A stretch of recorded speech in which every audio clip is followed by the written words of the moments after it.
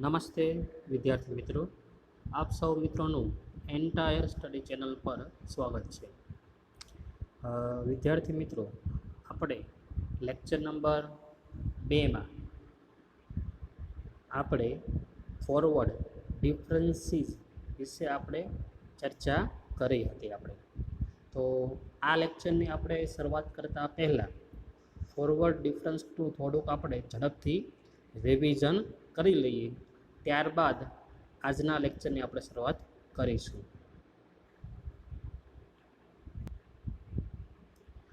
તો lecture number 2માં આપણે forward difference વિશે આપણે ચર્ચા કરી હતી. ફોરવર્ડ ડિફરન્સ આપણે વિગતવાર લેક્ચર 2માં બધું આપણે સમજી ગયા છીએ. તો તમને ખ્યાલ હશે કે ફોરવર્ડ ડિફરન્સનો સિમ્બોલ એટલે કે એનો નોટેશન આપણો છે ડેલ્ટા. આની વડે આપણે દર્શાવીએ છીએ ડેલ્ટા વડે. ફોરવર્ડ છે એટલે આવો જથ્થો ડેલ્ટા આવે ટૂંકમાં, બરાબર. હવે એની ફોર્મ્યુલા ઉપર આપણે જઈએ અને ડેફિનેશન શું હતી કે y0 y1 y2 up to yn be the value of y. આ બધી વેલ્યુ કોની છે મિત્રો? yની. ઓકે, તો એ yની બધી વેલ્યુ હોય y0 y1 y2 up to yn, તો એનો આપણે ડિફરન્સ ફાઇન્ડ કરીએ તો એ જે ડિફરન્સ આપણને મળે છે મિત્રો, એને આપણે શું કહીએ છીએ?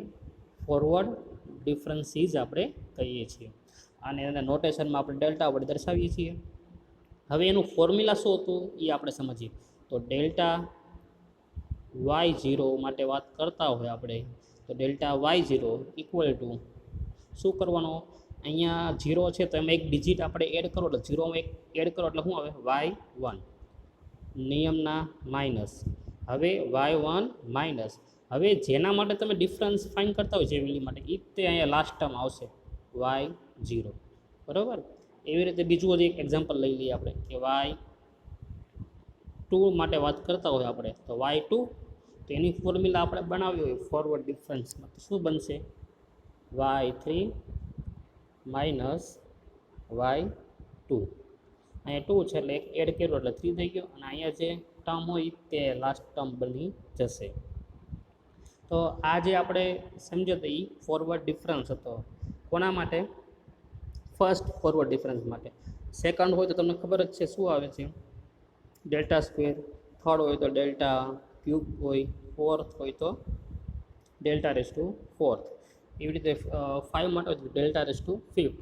તો આવી રીતે આપણને delta raise to n terms સુધી એના આપણે ડિફરન્સ મળતા હોય છે. તો આ વસ્તુ થઈ ફોરવર્ડ ડિફરન્સ વિશે, બરાબર. હવે આજનો જે આપણો લેક્ચર છે મિત્રો, એ આપણો હશે બેકવર્ડ ડિફરન્સ માટે. તો ચાલો હવે આપણે બેકવર્ડ ડિફરન્સ ઉપર હવે ચર્ચા આપણે કરીએ. તો મિત્રો, આજનો આપણો ટોપિક યુનિટ 3નો પેપર તો આપણું 304 જ છે, એ તમને ખ્યાલ જ છે. અને યુનિટ આપણું કયું છે? 3. એનો આપણે એક ટોપિક તો આપણે અભ્યાસ કરી લીધો, ફોરવર્ડ ડિફરન્સ. હવે જે છે આપણો બેકવર્ડ ડિફરન્સ, એ આજે આપણે આજના લેક્ચરમાં સમજવાના છીએ.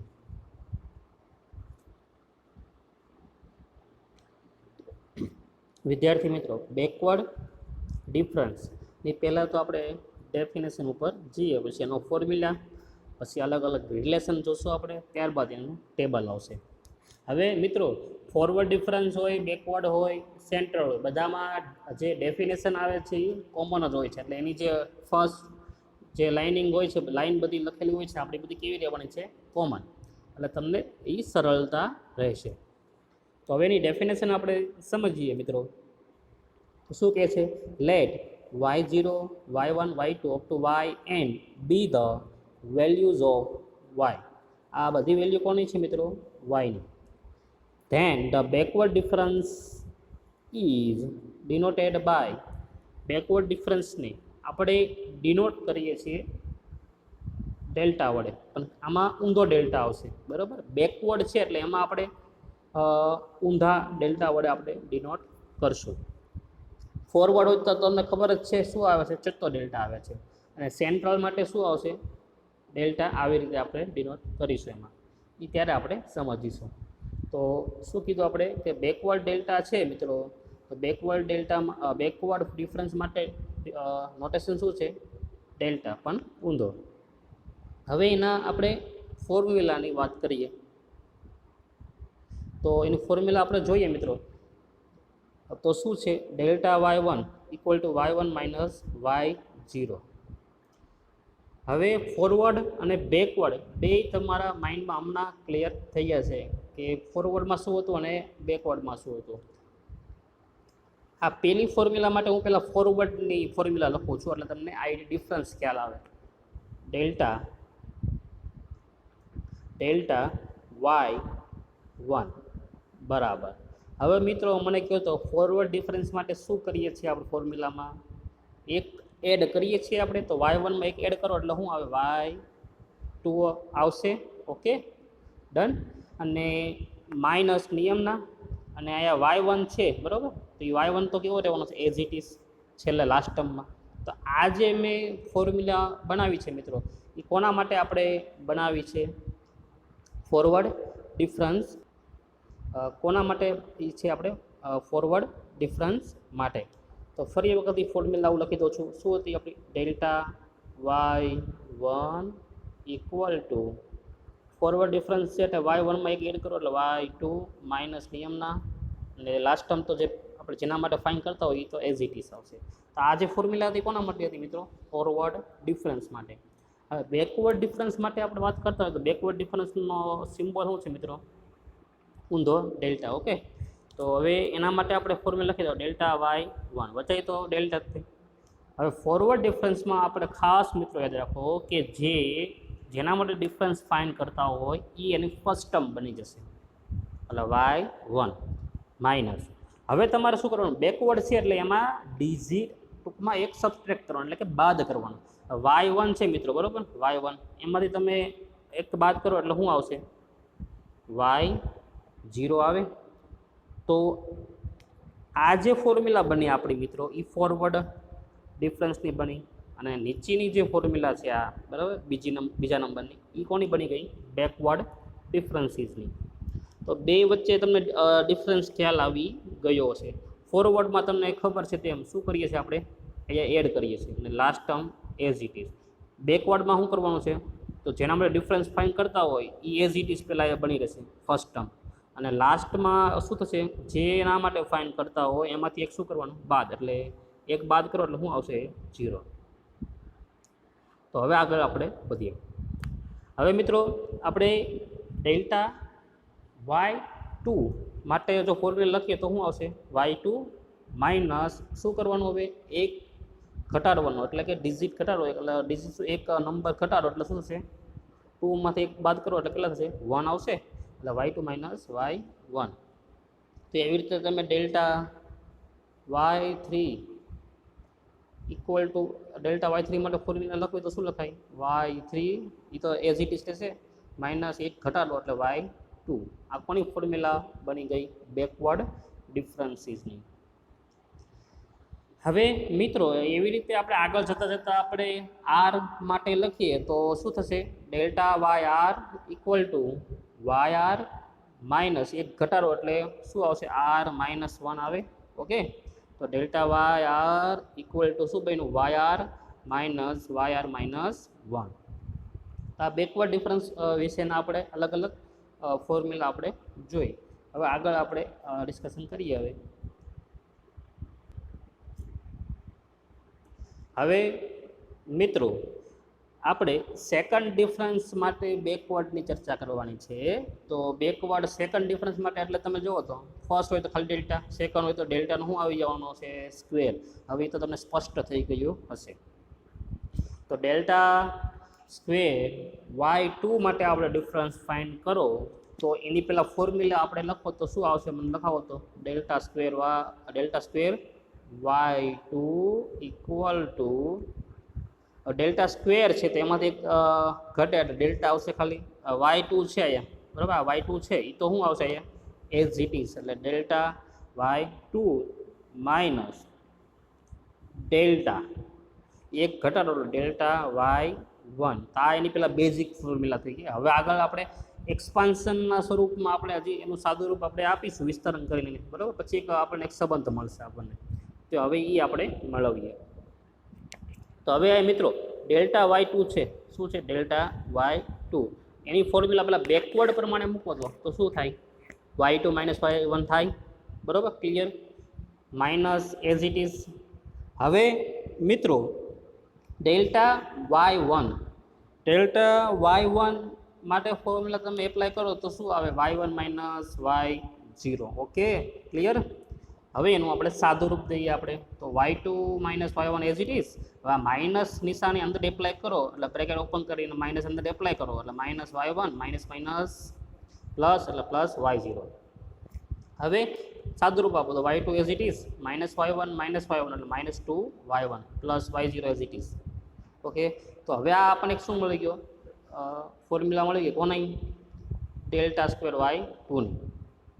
આવી જ રીતે મિત્રો હવે આપણે ડેલ્ટા સેકન્ડ ડિફરન્સ માટે તે પણ y3 માટે આપણે ફોર્મ્યુલા ફાઇન્ડ કરો તો આપણને શું મળશે answer, y3 minus 2y2 plus y1. આ તમે જાતે કરી શકો. જો હવે બહુ સરળ છે, આપણે હવે થોડુંક લોજિકલી આપણે આમાં વિચારવાનું છે ટૂંકમાં. કઈ રીતે જો આપણે હવે એ સમજીએ આપણે. હવે આ 2 છે તો 2 એમનો as it is. Okay, minus 2 નિયમના y1 શું થયો મિત્રો, એ 2 છે, અહીંયા 1 આવી ગયો એટલે એકનો શું થયો, ઘટાડો થયો, છેલ્લે શું છે 0, y0 છે એટલે 0, એટલે 2 માંથી 0 એટલે 2 નો ઘટાડો થયો. તો હવે જે તમે ફોર્મ્યુલા બનાવો મિત્રો તો એને આ પ્રમાણે લોજિકલી આપણે ગોઠવવાની થશે. હવે ડેલ્ટા સ્ક્વેર y3 છે મિત્રો, તો પેલું પદ છે એ તો કેવું રહેવાનું છે, એઝ ઇટ ઇઝ, એટલે 3 છે એટલે અહીંયા શું આવે 3, તે અહીંયા 3 છે એટલે અહીંયા શું આવે 3. પરંતુ ઉપરની અમને આપણે સમજ્યા તેમ અહીંયા શું થાય છે, એક ઘટે છે ને, તો હવે 3 માંથી એક ઘટે એટલે કેટલા આવે, 2 આવે, એટલે માઇનસ 2y2 ડન. પ્લસ છેલ્લું જે પદ છે એમાં આપણે કેટલા ટૂંકમાં 2 નો ઘટાડો થાય છે મિત્રો, તો 3 માંથી 2 તમે ઘટાડો એટલે કેટલા આવે, 1 આવે. તો ફાઇનલી આપણને ફોર્મ્યુલા શું મળી ગઈ, આ મળી જશે, બરાબર. Delta square y2 delta square y3 equal to શું મળશે આપણને, y3 minus 2y2 plus y1. સમજાઈ ગયું.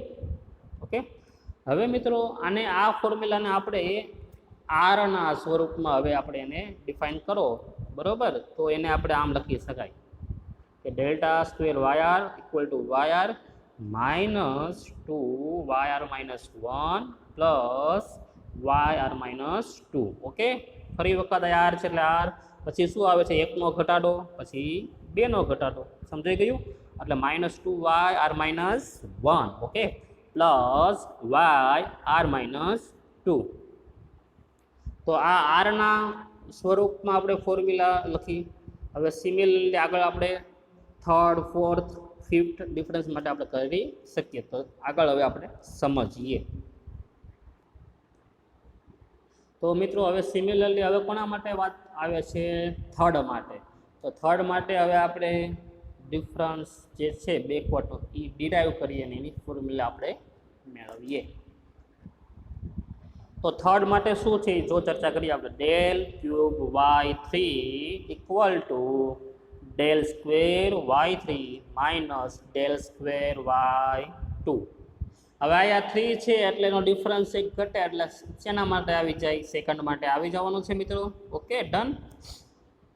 હવે ડેલ્ટા સ્ક્વેર y3 છે એની ફોર્મ્યુલા ડેલ્ટા સ્ક્વેર y3 હમણાં જ તે આપણે ઉપર મેળવીએ એ આપણે બેઠી હવે લખવાની છે. શું આવે છે formula, y3 minus 2y2 plus y1. એ ફોર્મ્યુલા આપણે હમણાં ઉપર આપણે લખી. ઓકે, માઇનસ એમનો. હવે ડેલ્ટા સ્ક્વેર y2ની ફોર્મ્યુલા પણ હમણાં આપણે લખી, શું છે y2 minus 2y1 plus y0. હવે આનું આપણે સાદું રૂપ દેવાનું છે. પહેલો જે કાઉન્ટ છે એ આખો એઝ ઇટ ઇઝ એમનો. હવે માઇનસ અંદર બ્રેકેટમાં એપ્લાય કરો એટલે minus y2 minus minus plus 2y1 ઓછે વત્તે ઓછા y0. ઓકે, હવે એનું આપણે સાદું રૂપ દો એટલે y3 એમનો માઇનસ y2 માઇનસ y2 એટલે માઇનસ કેટલા થશે 3y2, y1 પ્લસ 2y1 એટલે કેટલા થશે પ્લસ 3y1. હવે માઇનસ y0 વિધા એ એમનો એઝ ઇટ ઇઝ. તો મિત્રો આ જે ફોર્મ્યુલા મળે આપણને એ કોના માટે મળે છે, આપણને થર્ડ બેકવર્ડ ડિફરન્સ માટે. શા માટે? ડેલ ક્યુબ છે એટલા માટે. હવે મિત્રો આ થર્ડનું હવે તમે લોજિકલી આપણે રિલેશન હવે વિચારવાનું એ તમને ક્લિયર થઈ ગયું હશે. જો આયા 3 છે, y3 એટલે 3 છે બરાબર. તો પહેલા પદમાં તો શું છે 3 એટલે એઝ ઇટ ઇઝ એમનો રહે છે. -3 નિયમના પછી શું છે y2 એટલે 1નો શું આવ્યો ઘટાડો. ઓકે એટલે 1 ઘટ્યો. પછી શું આવે જો તો મિત્રો 3y1 એટલે 3 માંથી ડાયરેક્ટ શું આવી ગયા છે 1 ઉપર એટલે કેટલાનો તફાવત આવ્યો 2 નો. કેટલાનો આવ્યો 2 નો. -y0 એટલે કેટલાનો તફાવત આવ્યો 3 માંથી ડાયરેક્ટ 0 થાય છે એટલે 3 નો તફાવત આવ્યો. તો આવી રીતે તફાવત મળે છે આપણને.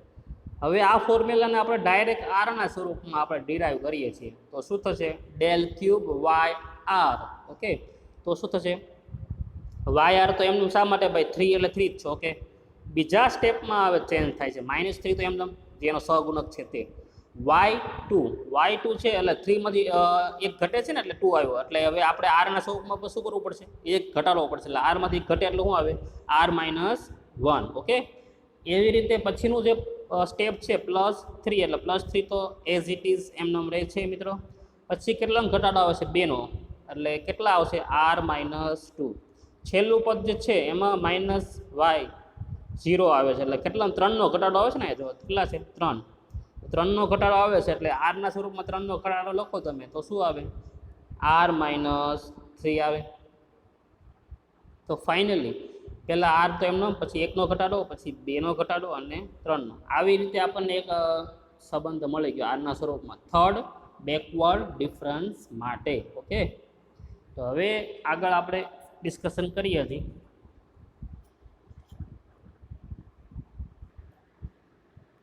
હવે મિત્રો બેકવર્ડ ડિફરન્સની ડેફિનેશન એના રિલેશન જોયા બાદ હવે એનું આપણે ટેબલ ડિફરન્સ ટેબલ આપણે હવે સમજવાના છીએ. હવે ફોર્મ્યુલા આપણને આવડી જશે એટલે ટેબલ તો આપોઆપ આપણે આવડી જવાનું છે. જેમ આપણે ફોરવર્ડ માટે કર્યું હતું લેક્ચર નંબર 2માં એવી જ રીતે સેમ ટુ સેમ કોના માટે આવશે બેકવર્ડ માટે આવશે. તો તે હવે આપણે સમજીએ.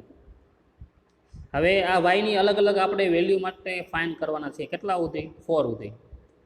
4 સુધી છે ડિફરન્સ કેટલા મળશે આપણને 4 સુધી આપણને મળે. 5 હોય તો 5 સુધી આપણને મળે. 6 હોય તો 6 સુધી આપણે ડિફરન્સ એના મળશે. ખાસ યાદ રાખજો. હવે મિત્રો પહેલાં y0 અને y1નો તમે બેકવર્ડ ડિફરન્સ બરાબર પહેલાં બેકવર્ડ ડિફરન્સની ફોર્મ્યુલા તમે પહેલાં એકવાર બતાવી દો કે ડેલ્ટા y1 બરાબર ડેલ્ટા y1ની બેકવર્ડમાં ફોર્મ્યુલા લખવી હોય તો શું આવે y1 માઇનસ y0 બરાબર delta y1 equal to y1 minus y0. તો આ ફોર્મ્યુલા હમણાં જ આપણે સમજ્યા એટલે કે અહીંયા y1 હોય તો અહીંયા y1 જ તે રહેશે અને માઇનસ 1 ઘટે એટલે 1 માંથી 1 જાય એટલે 0. ઓકે તો આ કોની ફોર્મ્યુલા હતી મિત્રો બેકવર્ડ ડિફરન્સની. તો આ ફોર્મ્યુલા આપણે અહીંયા એપ્લાય કરવાની આવશે. તો y0 એટલે y1 એટલે y1 અને y0નો તમે ડિફરન્સ લો બેકવર્ડ તો શું મળશે આપણને ડેલ્ટા y1. અને હવે સિમ્પલ તમને યાદ રાખવું હોય ટેબલ તો બહુ સિમ્પલ વે છે આમાં યાદ રાખવા માટે. તમારે શું કરવાનું બેકવર્ડ માટે નીચેનો તફાવત લેવાનો. જો y0 અને y1નો તમે બેકવર્ડ ડિફરન્સ લ્યો તો નીચેની જે વેલ્યુ હોય એ તમારે ડિફરન્સના આન્સરમાં આવી જાય બરાબર. તો અહીંયા નીચે કયું છે y1 ડેલ્ટા y1. હવે y1 અને y2નો તમે ડિફરન્સ લો બેકવર્ડ તો શું આવે ડેલ્ટા y2 આવે. એવી રીતે y3 અને y2 તમે લો તો ડેલ્ટા y3 નીચેનો જે હોય એ આપણે કન્સિડર કરીએ છીએ. y4 અને y3 તમે લો તો ડેલ્ટા y4. હવે મિત્રો આ આપણને શું મળી ગયો ફર્સ્ટ બેકવર્ડ ડિફરન્સ.